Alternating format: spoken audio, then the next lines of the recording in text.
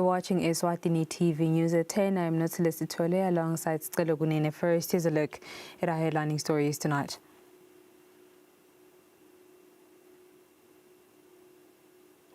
His Majesty King Mswati III has summoned members of Laqhubetelago Regiment to congregate at Lutsitsini Wa residence on the 21st of April. His Excellency, the Prime Minister Rosalind Dlamini says Eswatini is committed to making its roads safer and minimize accidents. The Ministry of Agriculture Principal Secretary Sidney Smelane has raised concerns over service delivery challenges, citing fuel shortages and a lack of essential vehicle parts. And now the news in detail. His Majesty King Mswati III has summoned members of Laqhubetelago Regiment to congregate at Lutsitsini Wa residence on the 21st of April. This was revealed by Mfalo Gina on behalf of Induna when making an announcement while at Lutsitsini Royal residence.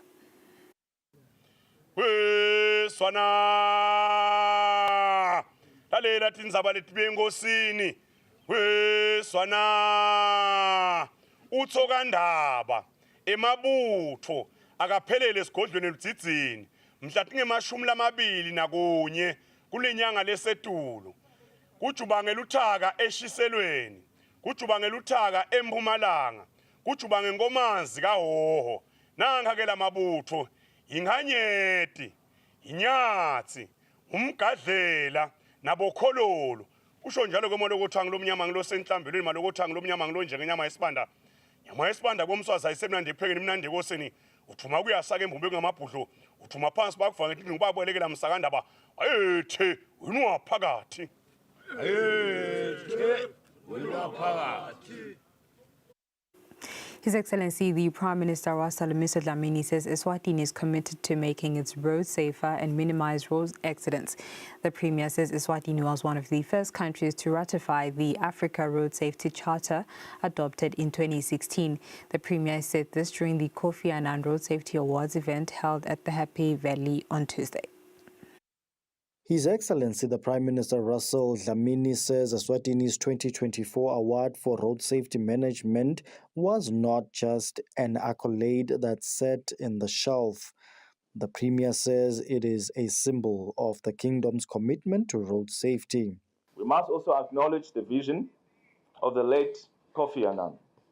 His leadership brought road safety into the development discourse at the United Nations, ultimately leading to the creation of the Office of the UN Special Envoy for Road Safety under former Secretary General Ban Ki-moon. His legacy reminds us that safety on our roads is a matter of dignity, development, and human rights.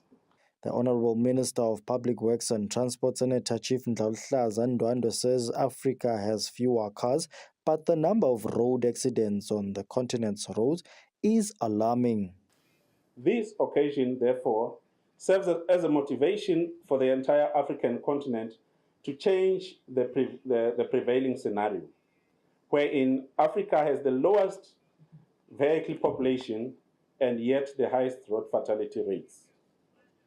The reversal of the status is indeed in our hands. Other speakers touched on solutions and challenges. Simple things that I repeat a lot of times every day, like buckling the safety belt in the front, in the rear. Here is zero cost, because we are talking in countries who unfortunately lack of money. But honestly, it is not an excuse, because all the cars you are using have safety belts. Just let's use them. Africa is experiencing the highest road traffic fatality rates globally. I'm sure during the course of these 2 days you've heard the numbers. And the World Health Organization estimates that Africa is the only region where road traffic deaths increased between 2010 and 2021. Since 2010, there has been a concerning 17% increase in road fatalities on the continent. The award ceremony ended with 6 countries going home with tokens of appreciation for their innovation in road safety. Senegal took the award for road safety finance, Nigeria for road safety management, Cameroon for innovation in digitalization, Ethiopia for public transport model shift, Kenya for safer vehicles, and South Africa for post-crash care. For Eswatini TV News, Temgosi Mavimbela, Sthemba Shabangu, Ezulwini. On another note, the Prime Minister Wassalimisa Dlamini has on Tuesday met with a special envoy from the United Republic of Tanzania, Honorable Jenista Mhagama, who is also Tanzania's Minister of Health. The special envoy was here to deliver a special message from His Excellency Dr. Samia Suluhu Hassan, President of Tanzania, to His Majesty King Mswati III. The Honourable Minister of Public Service, Mabulala Masego, says in accordance with Circular Number 2 of 2023, spouses of former Deputy Prime Ministers are eligible for monthly income. The Honourable Minister was speaking in Parliament on Monday. When the House of Assembly convened for its parliamentary work on Monday, the Honourable Minister of Public Service, Mabulala Masego, shed light about a question raised by Mbabane East Member of Parliament, Welcome Dlamini, saying, could the Honourable Minister give clarity on the creation of 4 additional posts for Deputy Prime Ministers as reflected in the Establishment Register for the 2025-2026 financial year? Establishment Register, capture gabi lokuthi Deputy Prime Ministers. Bekufanele kokusho ukuthi ema-spouses abo-Deputy Prime Minister ngawo lase are created. The Honourable Minister says it is a typo issue, otherwise Circular Number 2 of 2023 stated clearly that spouses of former Deputy Prime Ministers must get a monthly allowance. The Honourable members had follow-up questions. Is the minister aware that the spouses are covered in the Establishment Register? So the 4 doesn't refer to spouses. Spouses bakhona, Honorable Speaker, like spouse. The issue about minister, about deputy minister, deputy prime minister, is a different one from the spouses. So we 4 maximum. Mina kwami kubukwa le implication yale era. Are they getting the spouses available hola le holwa DPM? Because nase ivela lapha ithi Deputy Prime Minister, the implication yalogo ithini? The Honourable Speaker of the House, Jabulani Mabuza, asked the Deputy Prime Minister, Senator Thulisile Dladla, to move for the adjournment of the Honourable House. Reporting Samgalsiwe Khoza, Themba Shabangu and Smova Shongwe, Parliament. The Ministry of Agriculture Principal Secretary Sidney Smilane has raised concerns over service delivery challenges, citing fuel shortages and a lack of essential vehicle parts. Responding before the Public Accounts Committee, Central Transport Administration General Transport Manager Mduduzi Lukele says delays for fuel delivery are usually 2 days maximum.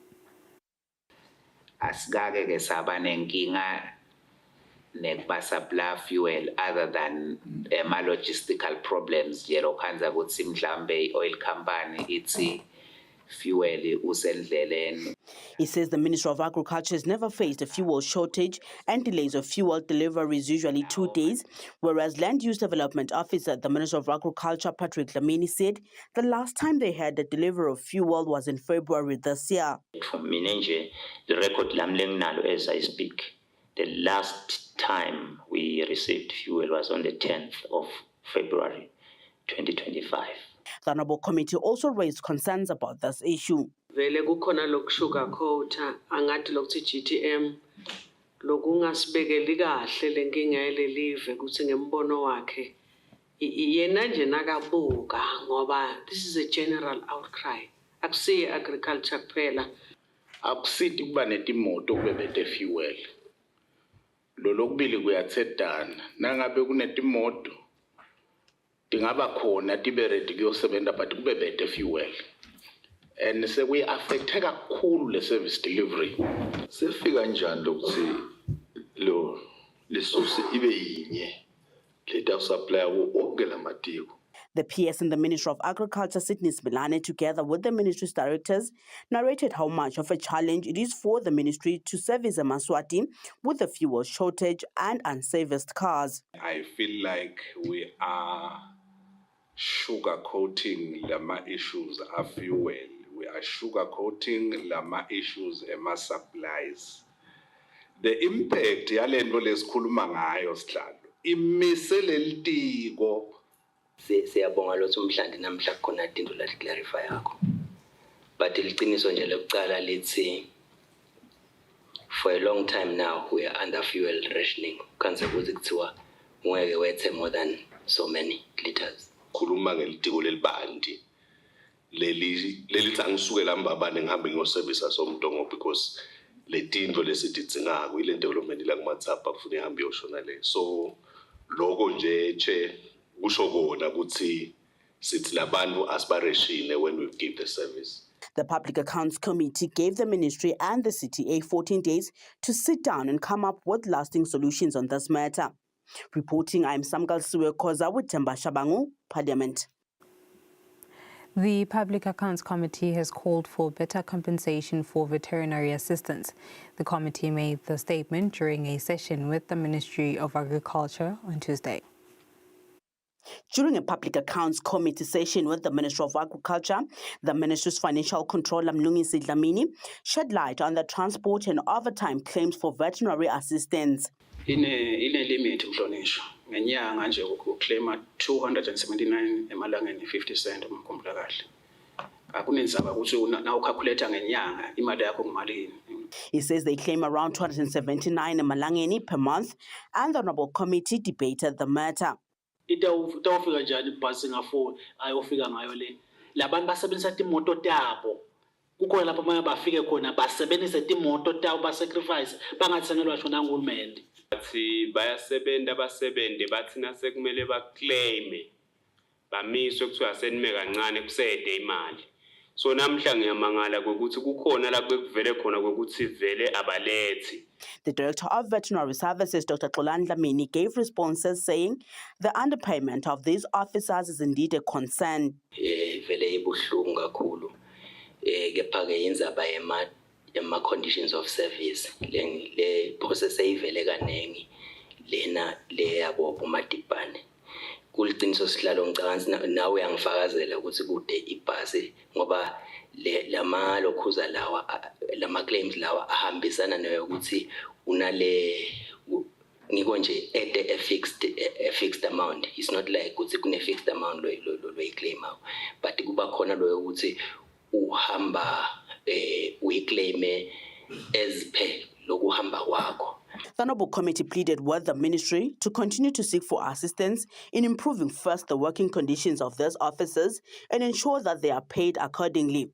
Reporting, I'm Samgal Suwe-Khoza with Themba Shabangu, Parliament. The United Nations Development Programme has launched a program for the youth to be student ambassadors and champion in awareness of UNDP's mission. The program was launched at the Hilton Garden in Babano on Tuesday and targets tertiary students.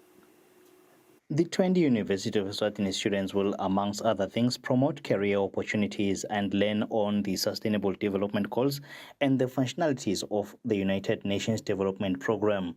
The UNDP representative Henrik Franklin says they are looking forward to having students ambassadors who will be knowledgeable on SDGs. And we're currently operating this program in 30 countries globally, and Eswatini is the newest member of the club. And the target for the whole program is to have a cohort of 400 student ambassadors. And in Eswatini, we started with 20, all from the University of Eswatini. And we hope to grow and hopefully also expand later on to other tertiary institutions. So today is an important event, but you've had a few other things in the last couple of days. You had an onboarding event where following your call, you met, I think it was last Friday, to hear more about the program. You had, well, you will have a few webinars because all of this is probably new to you, so it's important that you get on board. The young people say they are looking forward to the program and to gain as much information as they can while being part of the program. Ngethembe ukuthi sisonke sitalithatha leli thuba silibambe ngetandla timbili sithuthukise ema SDGs. We are the youth, so we are at the granular level and we understand the basic needs of youth. Most of us are from different backgrounds. Ngaloko ke kudingeka ukuthi sikhone ukudana netinvo ngoma ama-programs lesati kahle ukuthi atawusita. Ukuthi le micondo banayo but lesinye isikhathi kuba bethe le tinvo labangatisebentisa ukuze lama-ideas noma le micondo labanayo iphumelele. Cabanga ukuthi leli thuba lelitawenda ukuthi sikhone kuhlangana sibamvu labasha sikhulumisane sibe mcondo omunye. Sikhule into being baholi labakahle and to actually expose ourselves to sustainable development, if I can say. The program will be a 6-month program, and then the program will proceed to other tertiary institutions as well. Reporting, I am Kian MCB at the Hilton Garden Inn in Mbabane. Government spokesperson Alfia Simfana Nxumalo, who is facing 2 counts of sexually assaulting a 17-year-old girl and her 18-year-old sister, says he will not step down from his position as government spokesperson. Nxumalo said this in the High Court after High Court Judge Mamsi Dlamini finished warning him of his bail conditions. At around 8 a.m. on Tuesday morning, government spokesperson Alpheus Mfana Nxumalo, who is facing sexual assault charges, appeared at the High Court, where Judge Mamsi Dlamini formally outlined the conditions of his bail. This followed the judge's ruling on Monday afternoon, granting him bail set at 50,000 emalangeni. Nxumalo was not present in court on Monday, and the judge had ordered that he appeared on Tuesday morning for the terms to be formally presented. The judge emphasizes that while out on bail, Nxumalo must refrain from committing any further offense, as doing so could make it difficult for him to be granted bail again in the future. The judge also ruled that if Nxumalo has a passport, he must hand it over to the police handling his case and must not apply for a new one. The judge directed the accused to report to the regional police headquarters in Manzini on the last Friday of every month.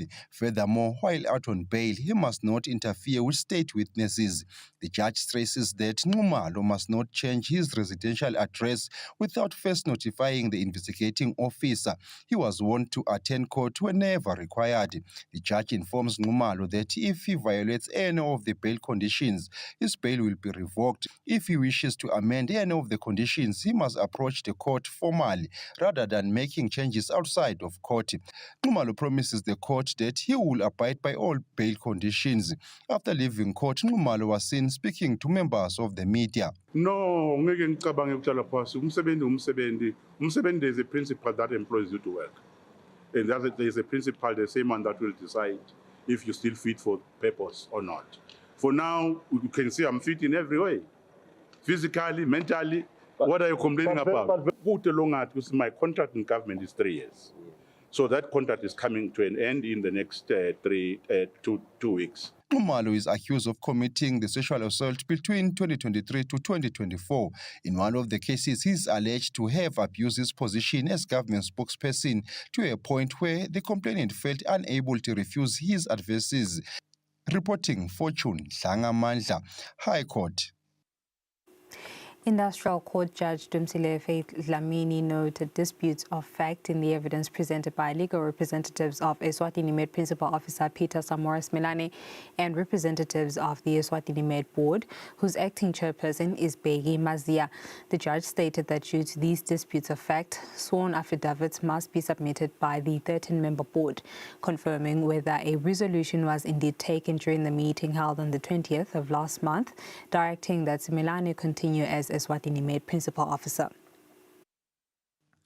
The judge says sworn affidavit from members of the Eswatini Med Board must be submitted by Wednesday or Thursday, not later than 11 a.m. While addressing the matter, the judge stated that it appears there is a disagreement over which Eswatini Med Board is lawful in office according to the law. She says this dispute may best be resolved by the High Court, which can make a determination on which board is legally in office.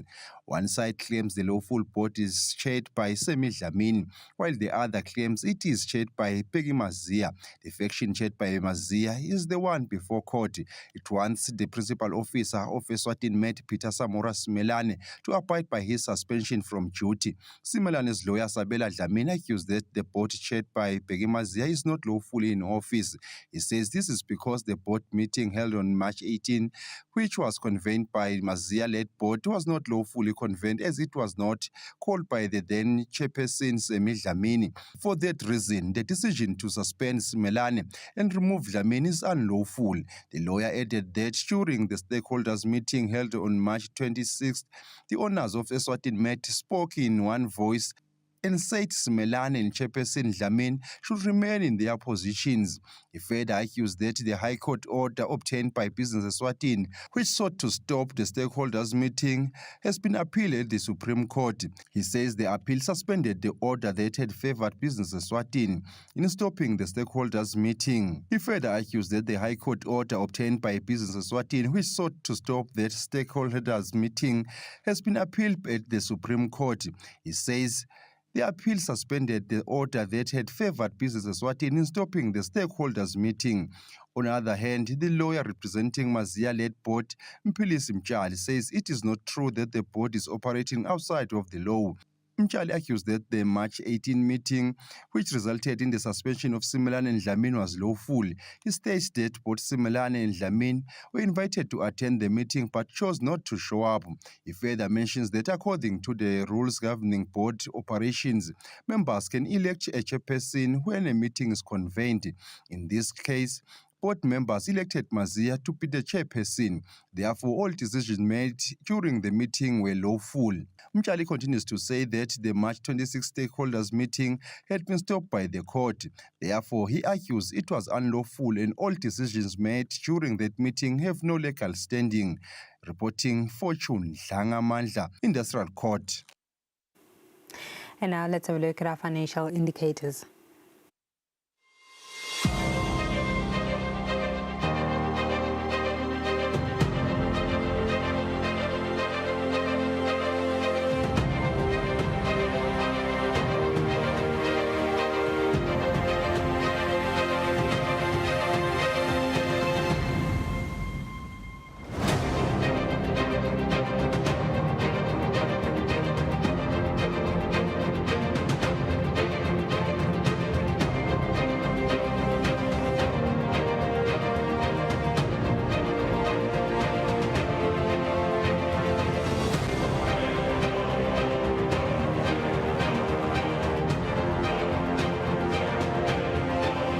Standard Bank.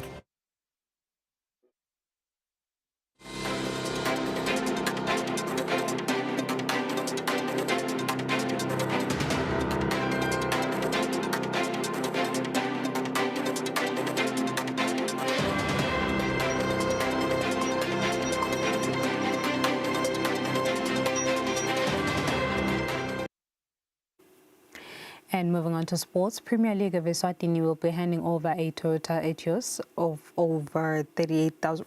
Rather, will be handing over a Toyota Etios vehicle if they fail to pay a sum of over 38,000 emalangeni, which is an amount of wasted costs in a contempt of court that involves a Premier League of Eswatini Football Association and two officers under the Football Association. In the matter of Manzini Wanderers before Judge Mamsi Dlamini at the High Court, where Premier League of Eswatini Football Association and Senior Football Association officers are being charged with contempt of court, Deputy Sheriff Bongani Makakura was at the Premier League of Eswatini offices on Tuesday looking for a sum of 38,000 emarangeni and 166 and 7 cents under the order of wasted costs. The deliberations did not go accordingly, as in the afternoon the only option under a deputy sheriff was to attach Premier League vehicle in case the full amount was not paid. Premier League was insisting on paying an amount of 9,000 emarangeni, and the other parties will also have to pay the rest. As per rule, if you are paying the full amount, it is then the duty of the other party or other parties to pay the remaining fees before you then have to give up on the matter. In the mix of the discussion upon the police arrival for peace sake, it was then discovered that Deputy Sheriff Bongani Makakura, his work permit has expired, and it was then agreed that he should then ensure that he gets the papers by Wednesday morning if he is to come collect the car or the sum of 38,166 emarangeni and 7 cents. For Eswatini TV Sports, Fabrice Msonera, Mbabane. And that's all for now. Before I go, here's a reminder of our headlining stories. His Majesty King Mswati III has summoned members of Laqobetelago Regiment to congregate at Lutsitsini War residence on the 21st of April. His Excellency, the Prime Minister Russell Dlamini says Eswatini is committed to making its roads safer and minimize accidents. Ministry of Agriculture Principal Secretary Sydney Smelane has raised concerns over service delivery challenges, citing fuel shortages and a lack of essential vehicle parts. And with that, it's a wrap. I'll leave you with the weather update from myself and the crew. Thank you for your company. Take care.